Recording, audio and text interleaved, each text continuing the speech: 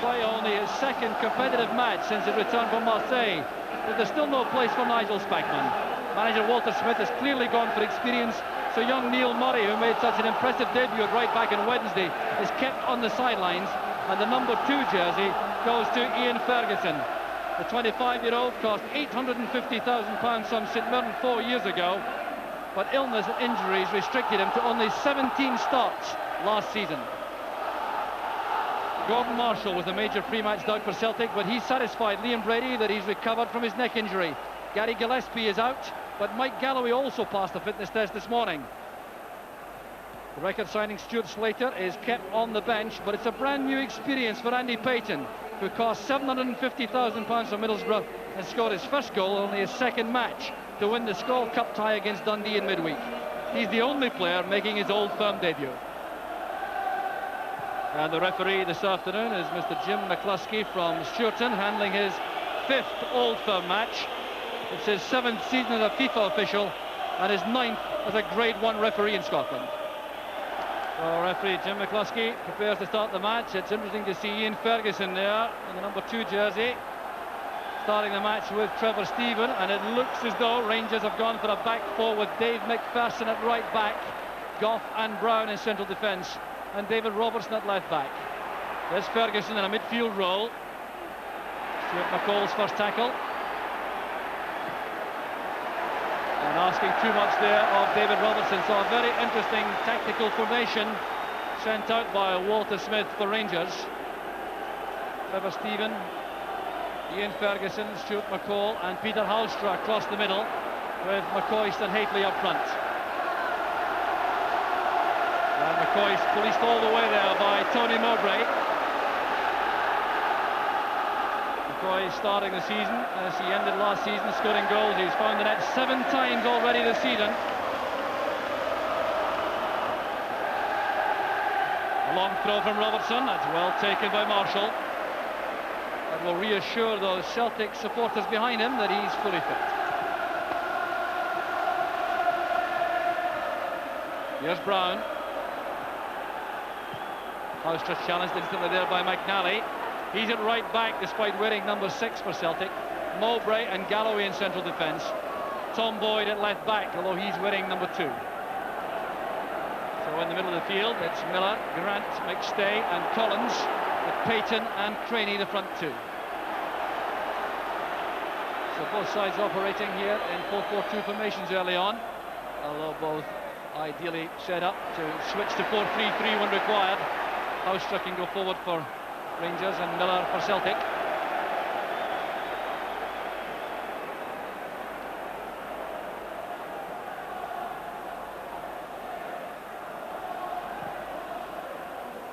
Well, Rangers had immense difficulties in the league here against Celtic last season. There's problems here again as Craney breaks.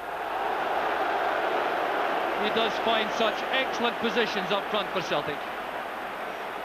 22-year-old striker, growing in confidence and stature. Scored 5 times already this season.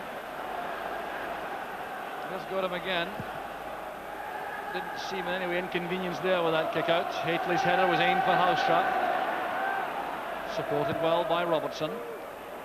Trevor Stephen dummies the ball for Haitley. The chance is on for Stephen. He's offside. It will not count. Superb play from Rangers, but the flag was up before Stephen delivered the shot. There's Haitley there. Stephen has made the run just to the left of the picture there and was clearly caught in offside position at that point. The linesman's flag, I can tell you, was up before the ball hit the net, but it must have been a very tight decision indeed. Rangers robbed of a dream start by the linesman's flag. Trevor Stephen showing his appetite for the fray early on though.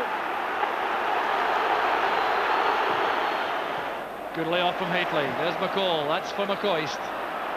Well robbed by Paul McStay. Great play from the Celtic captain. Looks up to assess the options.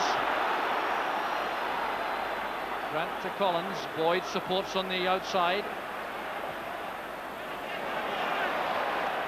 And Goran put under severe pressure there by Craney.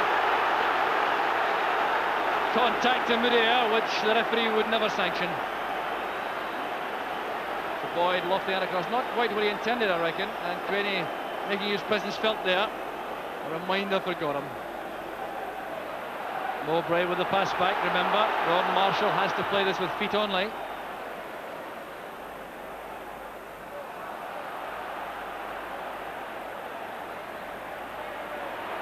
Misunderstanding there between Ferguson and Stephen, allowing McStay to break. Shooting chances on. That's a fine effort from Paul McStay, looking to open his scoring account for the season. But much more important, give Celtic the kind of start they want. A lot of space given to Paul McStay here.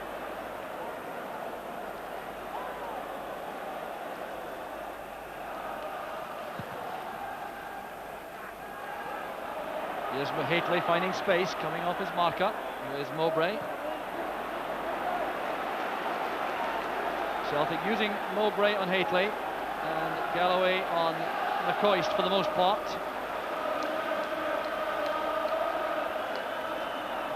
Mowbray doing extremely well once again.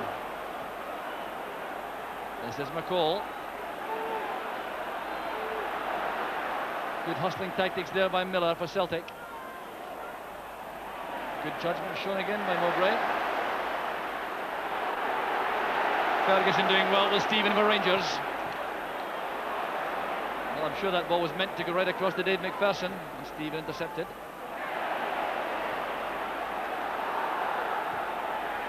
Payton tackled quickly by Goff. Look at the speed of the challenges there in midfield. Well, in fairness to both sides, they are trying to play football, but the marking is so tight and the tension is so great in the middle of the field. It's very difficult indeed to develop moves from that area. Galloway did well. That's McStay. Now Collins. Craney turning well away from Brown. Trying to make space for a shot himself. It's good play by Craney. Well, that move has brought Archie Knox, the Rangers assistant manager, to his feet on the track, because he's very concerned about the ease with which Jerry Craney picked his way through the Rangers defence. Away from Brown once, then twice, not closed down quickly enough, and Craney is very disappointed in the lack of accuracy in this finish. Look at the way he took on John Brown again, taking him on his weaker side, the right, then setting himself for the shot. He had plenty of time to do that. Very close indeed. Robertson's header there, Stephen, back to Ian Ferguson. Looking there for Hately. It wasn't a bad ball at all, but well read by Mowbray. Grant within strongly on Stephen. Now Boyd can use his running power on the left. Matched by Ferguson. McPherson goes across also. Powerful play there by Boyd. Well, two of the most powerful runners in the game, Tom Boyd and Ian Ferguson there, sprinting along that far touchline. Boyd doing a fine job for Celtic. Celtic's throw. Back with Collins. And now Boyd. Grant offered depth there to receive the ball. He's now under heavy pressure from McCall. McCoy's looking for Housetrap. Couldn't quite take that on the run. McCoy's running straight into McStay. But got the break of the ball there.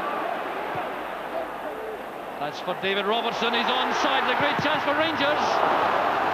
And that was down to Marshall's positioning. There was the ball played in by Housetrap to David Robertson. Look at the space he had for this, and Gordon Marshall brought up an excellent save with his right foot. Payton's on his own at the moment, but Joe Miller is sprinting through the middle to support. There's Miller. Craney also. And David Robertson stuck to his task. Payton stretching the Rangers' defence.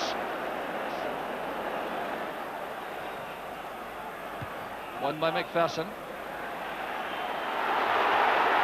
Housetrap losing possession to Collins. It's going to be dangerous for Rangers. Blocked there on the line by McCall from Craney's effort. What a relief that'll be to beat Housetrap. And a fine tackle by Galloway. Timed that superbly. The counter-attack again is on, if Boyd can reach that. That's Housetrap. Stephen keeps it in play, but only for the benefit of Celtic. There's Collins. And now McStay. Back with McNally. And Miller.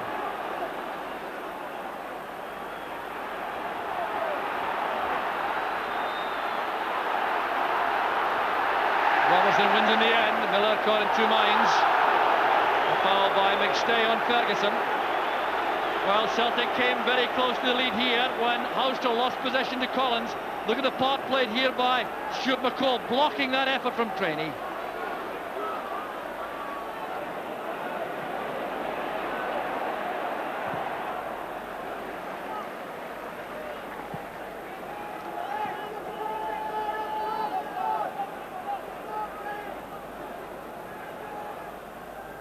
Robertson's throw. This is McCoist. Stephen takes over, trying to become more involved in the play. That's a good pass to Houstra. And a delicate ball attempted there by Houstra, trying to chip that beyond Gordon Marshall. Not the big keeper, stretching himself well for this. It was a good move from Rangers once again. We've had some glimpses of that. Stephen at the heart of it all. And Houstra trying that delicate chip shot, which Marshall won. Richard Goff's header goes wide for McPherson. McCoy speeding to the ball there by Mowbray.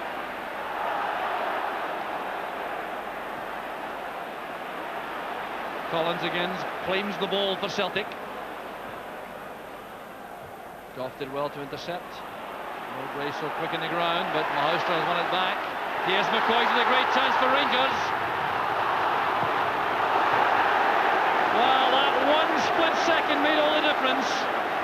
He decided to go past the keeper and at the same time close down the angle.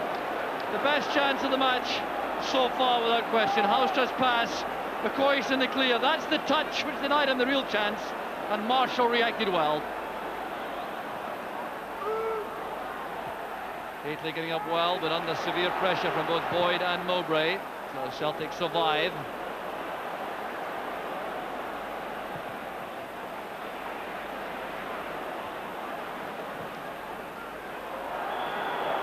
Offside flag up. Not looking too happy about the decision. Goff with a free kick for Rangers.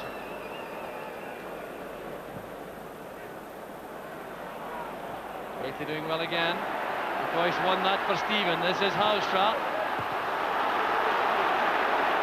Gets a second chance to test the Celtic defence. Back this time to McCall. Stuart McCall looking for someone, making a run in that area. This didn't happen. But another opening created there in the penalty box among the Rangers players. And now in the break it's Miller. Allows Collins to take over. Tackle came from McCall. Stay picked up the loose ball. Collins to Payton. Brought down heavily there by Brown. I wonder if he is sitting there wondering what it's all about himself. There was a pass for Payton, trying to step away from Brown.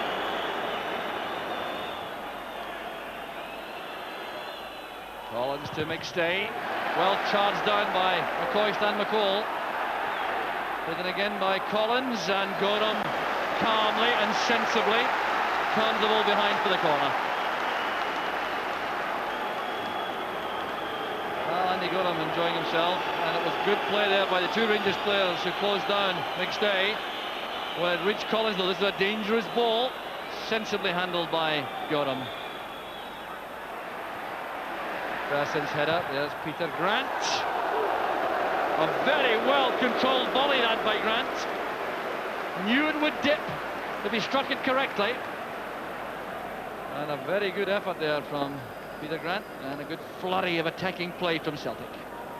Well, we've had 45 minutes of action. There will be some stoppage time. So it really is the very time in the match when neither side would like to lose anything. We're content, I reckon, to go in at half-time and regroup, listen to the wisdom of the respective managers. Now Andy Payton will have experienced something new already in this Old Firm match. It's all been hectic, it's all been played at tremendous pace, and there's been really little opportunity for the class players to stand on the ball and play some creative passes from midfield. But it's never been dull. It's been immensely competitive, played, generally speaking, in very good spirit. It's Rangers who've certainly come closest. Trevor Stevens' goal chopped off early on, and then Gordon Marshall made a couple of fine saves from David Robertson and Ali McCoy. At half-time, it's Rangers 0, Celtic 0. Well, there are no changes in personnel for the start of the second half. Rangers with the international duo of Ian Durrant and Alexei Mikhalichenko on the bench. And for Celtic, it's Stuart Slater and Brian O'Neill. So some real quality awaiting the chance to prove their ability in this match. Well, it's frequently the case in Old Firm matches that the half-time interval calms things down somewhat and the pace drops a little and the quality of the football increases. Let's see if that happens this afternoon. It looked so tense and nervous throughout the opening 45-minute period. But Celtic, I think, would have been the happier side to go in at half-time all square, bearing in mind the chances missed by David Robertson and Ali McCoy, or indeed the fine saves from Gordon Marshall on both occasions. Rangers trying to get forward using the aerial power of Haitley. That's McCall, now Haitley on the ground. Tackled well by Paul McStay. This is Miller. Payton couldn't get to that ahead of Brown. It's Grant, and Craney is onside. Gorham is committed. Can Craney get there first? Well, Andy Gorham was totally decisive, and that was important for Rangers. Had he got that wrong, in fact, there would have been a serious problem for Rangers. There's Grant. Bad header by Brown. That's Craney. Payton's return. Supporting player there was Paul McStay, and he collided with Craney. Craney explaining to his captain that he didn't get a call. That's acknowledged by McStay.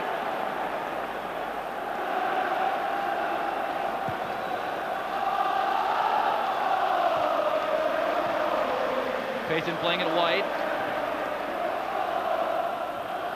Mowbray's header. In goes Robertson.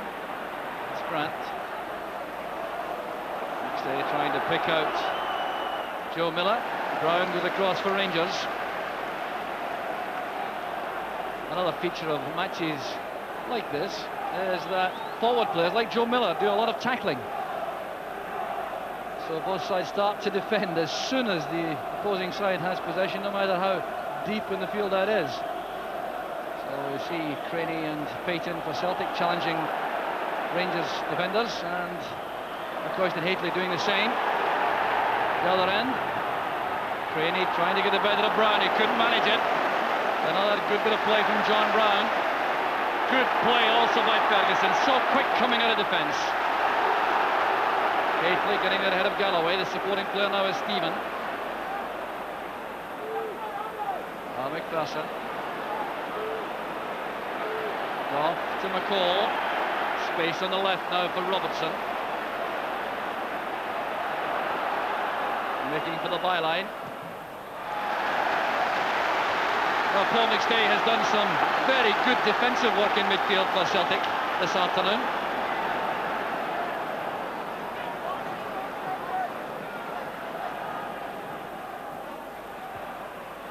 Glad he got to that also. And McStay thumps the ball out of the Celtic box, invites his teammates to follow him upfield. Robertson getting away from Payton. Galloway returns it. Craney underneath that with Goff. Payton again. This is Craney looking for Collins. Here Collins and the McPherson jousting there together. Well, they've done that in Edinburgh derby matches many times for Hibs and Hearts. Clumsy touch there from Mowbray. John Collins trying to become much more involved in the play for Celtic. And that will certainly do their cause no harm.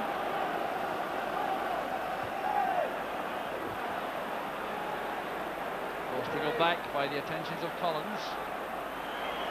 Ferguson, Goff. Ferguson again. A good start to the second half, Ian Ferguson. Houstra. A looping cross aimed for Haitley. Well, that really is put and drink to Mark Haitley. Covering was good enough though. Stephen. Goff again looking for aerial threat at the far post. And McCoy's shot appeared to be half blocked there, but the referee right on the spot has given a goal kick.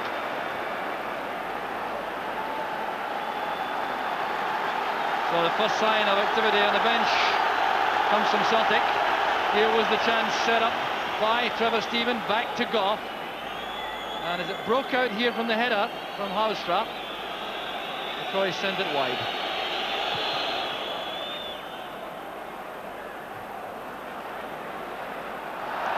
Collision there between Mowbray and Haitley. Well, that was a very important interception there by Galloway. Here's Mowbray, forced to play it back to Marshall. Very good positioning by Mark McNally. He knew his goalkeeper might be in trouble. Offered himself in space on the right. McNally comes clear with the ball for Celtic. Plenty of support waiting in the middle. Deflected there, and the goal for Celtic. Kenny Craney puts Celtic ahead.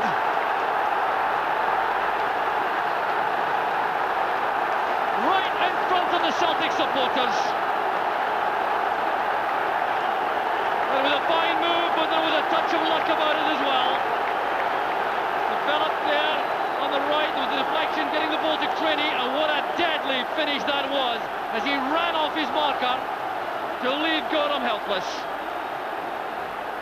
Well, what a fine finish that was from Jerry Craney, coming in 54 minutes, and it was set up on the right with Mark McNally stealing forward in very positive fashion. His cross was deflected high in the air, it was spinning into the danger area, and Craney reacted quicker than anybody else.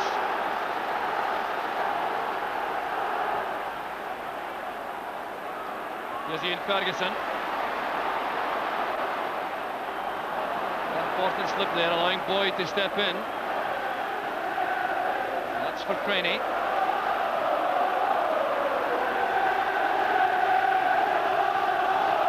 Miller. All the noise now coming from the Celtic supporters behind Andy Gorham. There they are, arms upraised. Well, now waiting for a Celtic corner kick. So Jerry Craney showing his scoring prowess again. It's goal number 6 of the season for him. A very good effort there from Mark McNally. Clearly a rehearsed move from Celtic. A corner kick from Joe Miller, and McNally directing that towards goal. And he kept it down, it just needed a deflection. Still the singing comes from the Celtic end. I think the supporters badly needing something to lift them.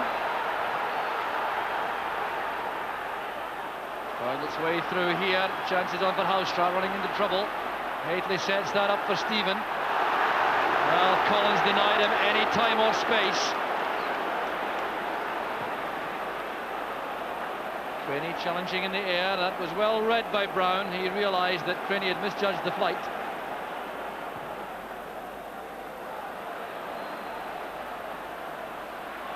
That's McCoist. Houstra. McCall has done well. Chance on now for Rangers. There's Haitley. Once again Marshall was there. Back with Houstra. And touched away vitally there for Celtic by John Collins. Denying Dave McPherson as he came in the far post with Marshall struggling. So McNally goes off, replaced by O'Neill. Trevor Stephen, after struggling with injury, goes off, and Ian Durant comes on. A very warm welcome, as usual.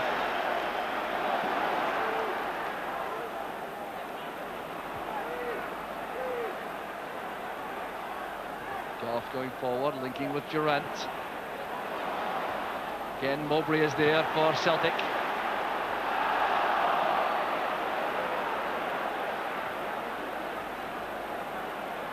David Robertson. Goff was in trouble there, hustled by Boyd. Here's Peter Grant.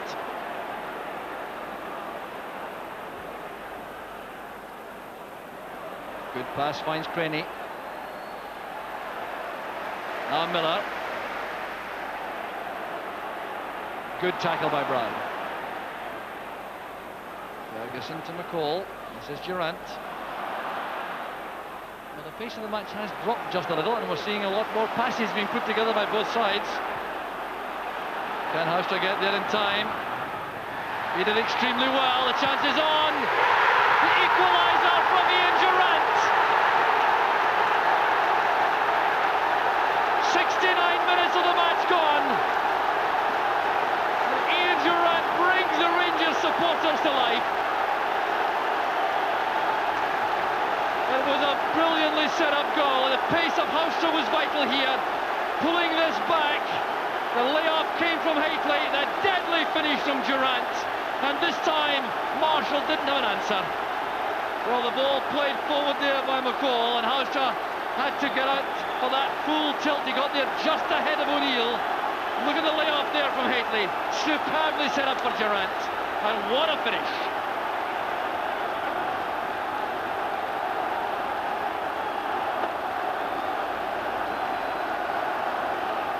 There by Robertson. Right forward there by O'Neill, who will be a little bit disappointed about not getting to Peter Houster for that goal.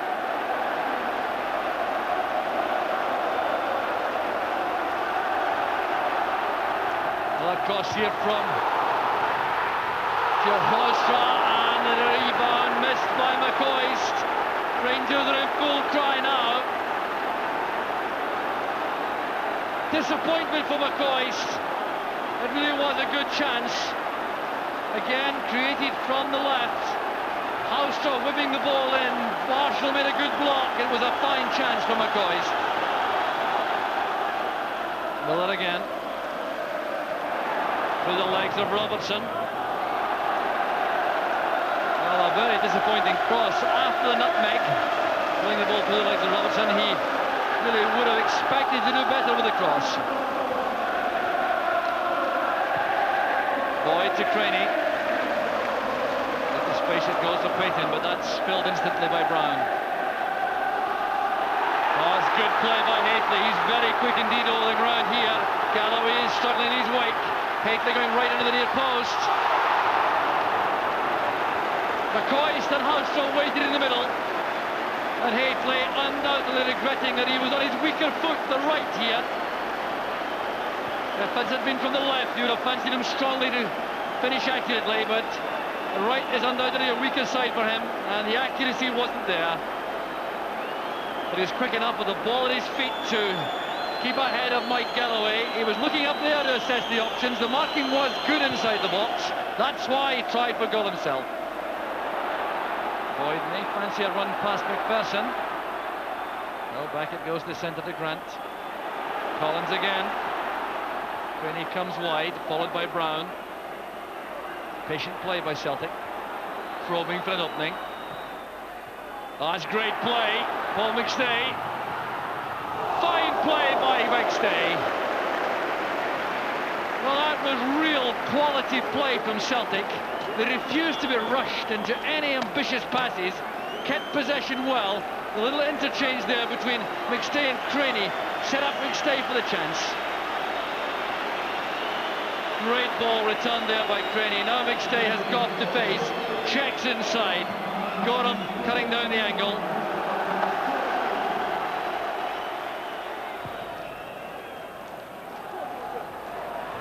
Mowbray's header. Here's Craney. Good control again, first time. That's for Slater. Fine effort by Stuart Slater. Well, he could have endeared himself to these Celtic supporters forever if he had scored a winner on that occasion. But indeed, it was the last action of a splendid competitive match. Here was Slater going through, and that shot just went to the target was the last strike of the match. It was Jerry Craney who put Celtic ahead in 54 minutes with a fine half volley from the cross from Mark McNally. Ian Durrant there disappearing, the scorer of the equaliser for Rangers after 69 minutes. So honours are even in the end, and there's no doubt that honour has been restored in both sets of supporters. It's been a splendid competitive match, played in good spirit, and Jerry Craney disappointed that his goal wasn't enough to win the match, but he certainly played extremely well.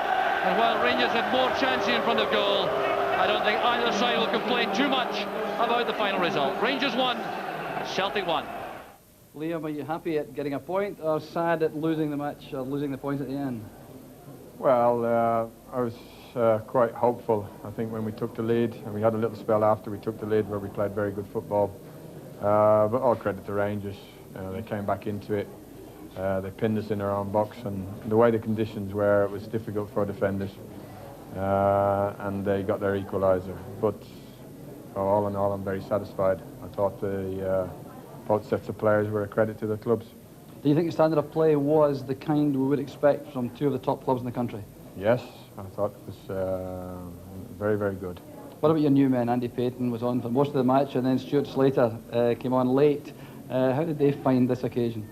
Well, I think Andy worked very, very, very hard, and he probably didn't get the chances that he's had in the previous two games, but you don't come to Ibrox and you expect to get many chances. Jerry Craney all the chances seem to fall to him, and as he's done in the past, he knocked one in. Slater, I thought, did very well when he came on, and was unlucky maybe with a shot that just straight past the post 5 minutes from the end. Freedom of the City for that one, had it gone in, I think. Yeah? I think so, yeah. I felt that we were just a little bit unfortunate not to have shaded it with a number of chances that we did create, but I felt it was an excellent match. It was as good an Old Firm game as I've been involved in. I thought the players of both teams deserve great credit for the way they approached the match, for the pace that they played it for the 90 minutes, and for the spirit that the game was played in, which I thought was excellent. What was your general strategy when you set about the match this afternoon? You had some alterations to make in terms of personnel and positioning and so forth. Yeah, we've had problems, midfield especially, with fitness of players. Trevor Stephen only playing starting his third match of the season. Stuart McCall just coming back from European Championships. Ian Ferguson, after a long spell out of the team, a couple of years out, coming back in and playing in the team. So we thought if we did compete well in there, that would hold the key to the match. And I felt that we did compete well in there. I think that's Celtic's probably strongest area. They've been playing some very good football in there. And we managed to get forward from there and create a number of chances that maybe another day we might have taken. When Ian Durrant went on to replace Trevor Stephen, were there any special instructions to him that helped to turn the game? No, not particularly. I mean, Ian Durrant's a footballer and footballing type of player. You don't have to tell him what to do when he goes on. He just replaced Trevor and was fortunate to be in the right position at the right time for us, and it was a terrific finish from him. Honestly, in the last 5 minutes or so, would you really have taken the 1-1? I think, you know, when it gets to that stage of the game, we put a lot of effort in to get back to 1-1 after losing the first goal. And you're probably in these games happy enough to see it the last 5 minutes. Enjoyed it very much. Thank you very much, Walter. Thanks so much.